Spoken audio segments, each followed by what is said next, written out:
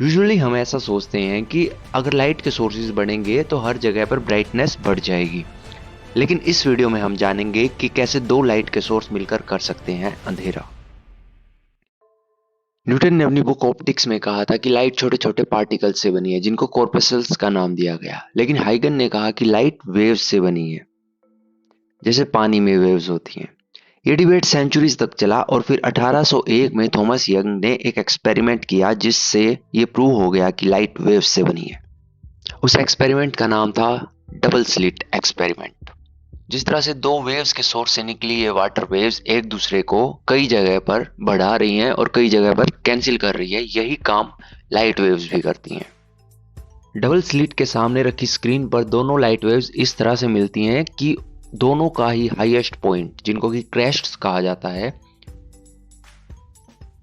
वो एक दूसरे से मिलते हैं, जिस वजह से नेट रिजल्ट और ज्यादा ब्राइटनेस होती है। लेकिन स्क्रीन पर थोड़ा ऊपर या थोड़ा नीचे जाने पर दोनों स्लिट से आने वाली लाइट्स को अलग रास्ता तय करना पड़ता है, जिससे कि एक जगह ऐसी आती है जहां पर एक सोर्स की लाइट का हाईएस्ट पॉइंट दूसरे सोर्स की लाइट के लोएस्ट पॉइंट से टकराता है, जिससे नेट रिजल्ट 0 हो जाता है और यहां पर कोई लाइट नहीं बचती।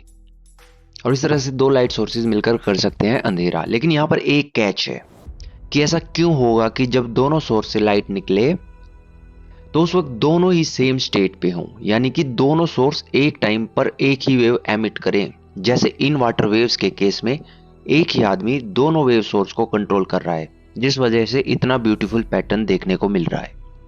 लेकिन दो लाइट बल्ब्स को कौन कंट्रोल कर सकता है इतने बारीक लेवल पर? कोई भी नहीं। लेकिन फिर भी एक इसका ब्यूटीफुल सॉल्यूशन है कि दो स्लिट्स के पीछे एक छोटा स्लिट लगा दिया जाए, ताकि दोनों स्लिट्स पे उस स्लिट के सोर्स से ही आने वाली लाइट बचे, और इस तरह से ये दोनों लाइट एक दूसरे से लिंक्ड होंगी। और इस तरह के सोर्सेज को कहा जाता है कोहेरेंट या फिर कंसिस्टेंट सोर्स।